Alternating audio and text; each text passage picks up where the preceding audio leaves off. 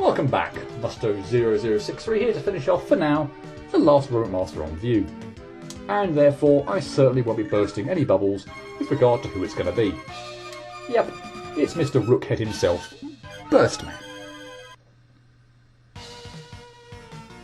We apparently teleport into some kind of laboratory. There's beakers and vials with liquid in the background, but we don't really need to worry too much about them. And immediately, if you're familiar with Blizzard Man Stage from Mega Man 6, you'll recognise these count bombs. Touch the detonator, and after 3 seconds, you'll want to be a safe distance away from the resulting explosion. Notice I said touch the detonator, not step on them, as some are sideways on. Anyway, for that section, the top bomb is obviously the one to detonate. And on the previous screen, if you bother to wait around for the right path to be opened up, you'll claim an E-tank, but ultimately it seems like quite a lot of effort mucking around when there are others in the game that are easy to get, so I ordinarily prefer the safer left-hand side of the last 2 screens. And oh yes, every game has to have one. This is the underwater stage of Mega Man 7. We've got sometimes really hard to see mines in the way, as well as killer goldfish, and more count bomb sections. As you may have seen, it doesn't quite look like you can make the jump up to the upper ledge without the use of rush, so while still attempting the accidental perfect run, I have to deal with the more treacherous lower path. Now on this screen, the Mets can be really freaking annoying. They'll jump all over the place, very unpredictably, and can end up backing you into a corner. Fortunately, they can only still shoot horizontally, so factor that into any attempts you may make to shoot at them. And of course, be very careful in this section not to jump too high, as there are spikes on the ceiling. Kinda seems like a necessity for every underwater level, doesn't it? The mid-boss, and yes I would call it a mid-boss, is Kanagans, a giant crab who apparently has 64 health points. More than twice that of a Robot Master or the 2-part final boss of this game. Now clearly you can just lay on the shots as I'm doing here, but that's a beefy health bar. He has 2 attacks that I do a terrible job of dodging, especially the one that requires me to do nothing but stand still to avoid. Oi! That's my perfect run attempt over anyway. But when you defeat him, you slowly float to the surface, and if to add insult to injury, while on the way up I shoot a mine and the damn thing explodes in my face. Damn it Musto, you're meant to be competently showing off these games. Anyway, that brings us to the first of 2 rising sinking water sections. And although it's not a necessity, I would generally advise playing it safe here by waiting for the water to rise all the way up. When you jump into the water, you sink a bit further than you might expect to, and what with spikes on the bottom of the screen, you really don't want your momentum dropping you onto them. Here's a lovely derp moment where I apparently forgot that I didn't need to use rush coil. Oh yes, as well as it being a water level, it also has the reappearing disappearing block puzzles that I am indifferent to oh so much. And for this second one, although it looks rather intimidating, particularly with the spikes on hand to insta-kill you, if you just run full speed to the right, the timing seems to work out pretty perfectly. There's a couple of frog-type enemies here that are no big deal, especially if you take out the first before it gets to hop, as the second tends to get stuck on the wall and doesn't get anywhere near you. Here though is the lengthy second rising sinking water section, and what with the mines and goldfish and Mets to worry about, this can be rather tricky. Keep in mind that the horizontal pellet shots from the Mets in particular are now much more threatening given that the water could naturally float or sink you right into them. There is the R plate to add to the HI collection and freezer stage. This one is the least hidden of the 4 without any doubt. All you have to do is just wait for the water to rise sufficiently high in order to get it. And you may have noticed how low I dropped there when landing in the water. It would have been even lower had I jumped into the water, hence my note of caution on the earlier screen. The entirety of this screen is essentially a waiting game for the water level to be in a helpful position for you to make it through. For the most part it's not that difficult, just be on the close lookout for mines. My path there looked absolutely clear when the water was low, but I didn't even notice that mine until I walked right into it. It was very well camouflaged with the bubble effect at the top of the water. I still should have seen it, but I think it's a forgivable mistake. And now we're out of there, one last pair of forth, but unlike on Cloud or Freezer stage, I don't get hit to. So yay progress, and we are done with the level.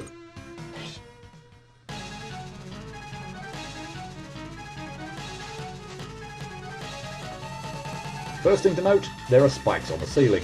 Don't think just because there isn't any water, there's no chance you'll ever hit them. As you can see with the rising bubbles, Mega Man doesn't pop them when he stands in them, and if you muck around too much, you can find yourself way higher than you want to be. His main method of attack though is this danger rat, a bubble with a bomb in it that pops on impact with the wall or ceiling, leaving the bomb to detonate once it falls to the ground. You can try to avoid them, or you can get caught in them, shoot to pop them, then get caught in another one so that it takes you high enough to avoid the exploding bomb on the ground. In theory anyway. It didn't quite work for me there. And after a certain point, bursts will have jumped too close for you to be able to safely move about, so you're supposed to use the bouncy wall to jump over it.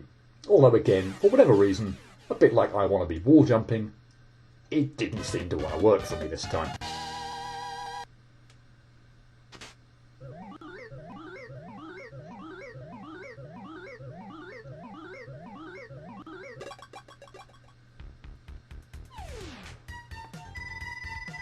The danger wrap fires out a bomb encased in a bubble, doesn't it? Yes, but it can also be used to encase other things besides bombs. I get danger wrap. To be honest, not a truly great weapon for me, and one I never really use other than when taking down the rope master who's weak to it. And that turned out to be a problematic stage, didn't it? Although aside from clumsiness, there isn't any great difficulty with it, as I was thankfully able to prove.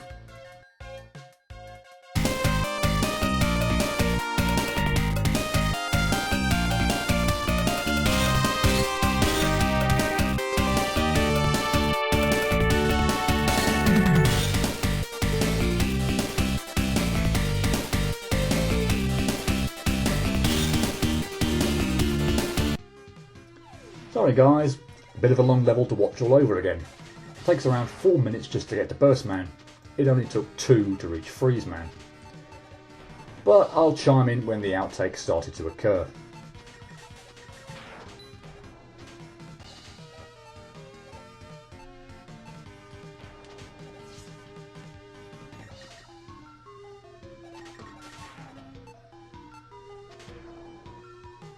So here was the first area to cause me trouble. Just ended up being too close to one of the damn mines when it blew up. And I caught a face full of explosion.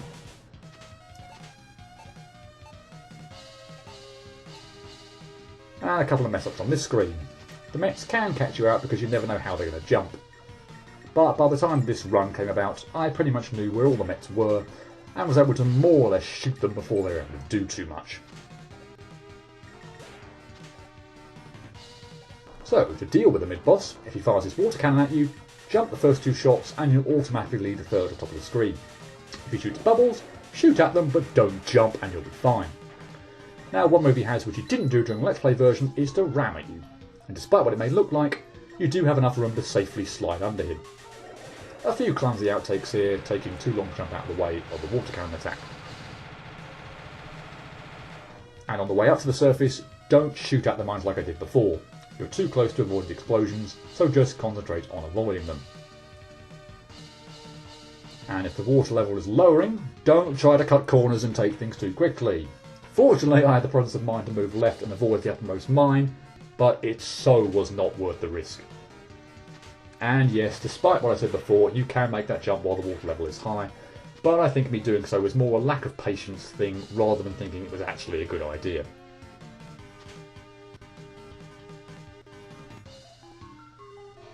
So no problem when I actually get up on the block with either reappearing disappearing block section. And for the second one, I did already know that legging it from the start is a pretty decent strategy.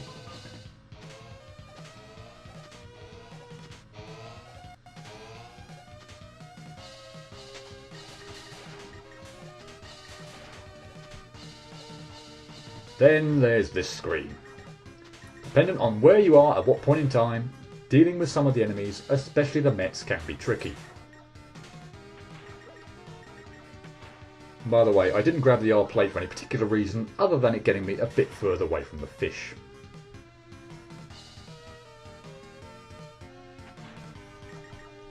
Now, as you perhaps might be able to tell, I am trying to unnecessarily speed things up here and it's very nearly costing me. Just take your time, as frustrating as it might be at times. The risk is completely not worth it. Most of my outtakes were on this screen, either to those Mets or the really hard to spot mines. That one I smacked into during the Let's Play version springs to mind. Yep, I walked into that one on a perfect run attempt too. But by this point, we're pretty much out of the woods.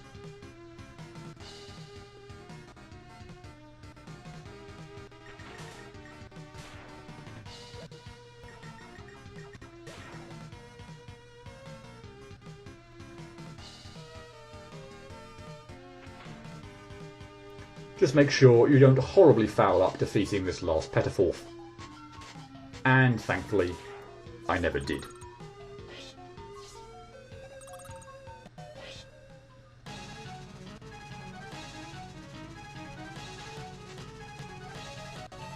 As for Burstman, he's certainly not the easiest of Robot Masters. The Danger Rat move can be tricky to deal with. You'll need to get a good feel for not immediately shooting the bubbles, thus giving yourself enough time to be carried away out of range of the exploding bombs, but not taking too long and getting spiked. And one time I messed this up. The other difficult part is when you need to use the bouncy walls to reach the other side of Burstman. Trust me, you are not going to be able to kill him with the Mega Buster in time before having to do this. So there we go. And the bastard immediately jumped at me here, meaning I had to do it again. Luckily though, I managed to pull it all off.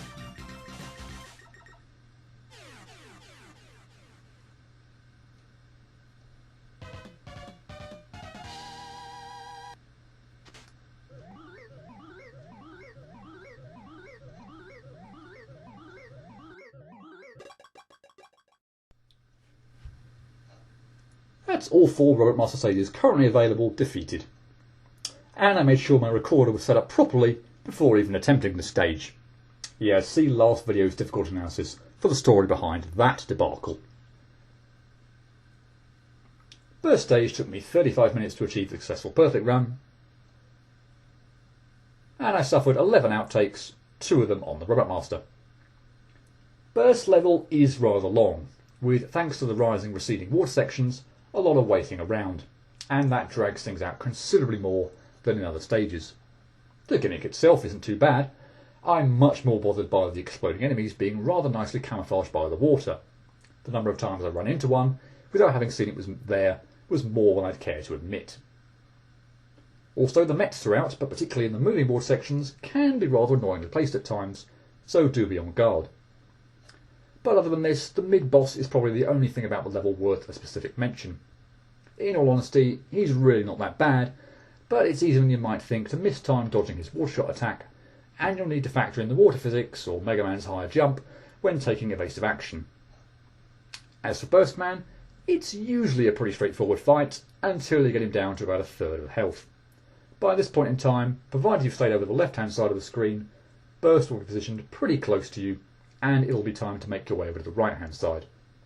But of course, you can't just jump over him, he's too big for that. You'll likely have to make use of the bouncy walls to give yourself a little extra distance, and pulling off these jumps successfully can be rather tricky. That being said, don't underestimate his bomb attack. Make sure you're enough distance away from them when they explode, and if need be, get trapped in a bubble in order to do this. Just naturally make sure you pop it in time before you reach the spikes on the ceiling. The fight can feel a little claustrophobic rather quickly, but if you keep your cool and can judge traversing from one side of the screen to the other safely, it's not too bad. So the time dragged on a little too long for me to class myself as happy, and 2 outtakes on Burst didn't help any, but once again this didn't cause too much frustration. So I give Burstman a 3 out of 10. More of a challenge than Junk, especially the Robot Master fight, but not as tricky as Cloud, borne out by the length of time and number of outtakes suffered. So 3 seems like a pretty appropriate rating. Next up is actually a mid-stage. So next time I'll be tackling that and collecting those missing items on the already cleared Robot Master stages. Hope to see you next time. Cheerio.